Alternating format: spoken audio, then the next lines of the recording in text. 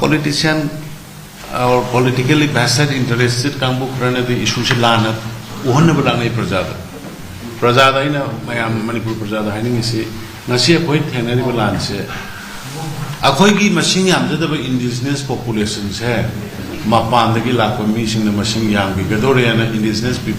people kanna ba mapan da gi lakwa illegal migrant du khanto ubadagi number 1 number 2 ngasi gi mirol amri tungi mirol gi damakta pillar oiba youths maya je illegal drugs maya na mangal lakna society si dudharaba society se sigi ani ji ka kanna batoro nothing else ngasi songnari balance sigi ani ji ka sarkar sina kanna batoro banina aduna ina prajada harin ding si kalam da budi yaroi si ngam da namar ka to ku yaroi biometric lower kanda 1961 gi mamang da leram badu akhogi praja ngakani 61 gi matung da lakpodu di biometric lower khanto ga report to rom ba se or drug muthalam ba sigi ani si de compromise to boya hoy si bawdi praja na khangbiyo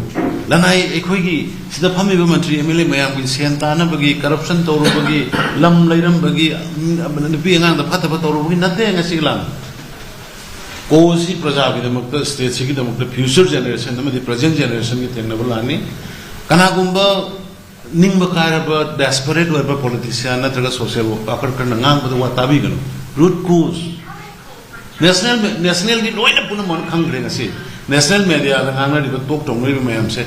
कोई सिदा please be start at the level national level की TV discussion the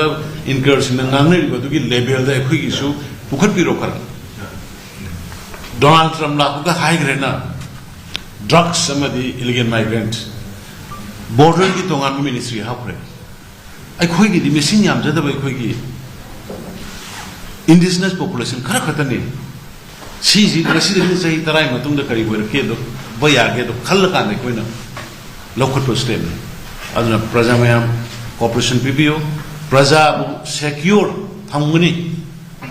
but to would boy nga sa gi da khoi kitang section chi lanam thongnarena mi ma swai irang am thom mene di kitang thopi da kitang section le bi adagi security sing chu akhoi gi state ki security ki priority se marone police to prevent from any untoward accident police are not fire brigade thoka na thi ba sang da ba police ki mathong na te adna police se prevent ongna bani aduna igi police ki lai ko mayam suno su waram mani police so but aggressive the card karigi to prevent the life and property of the general public I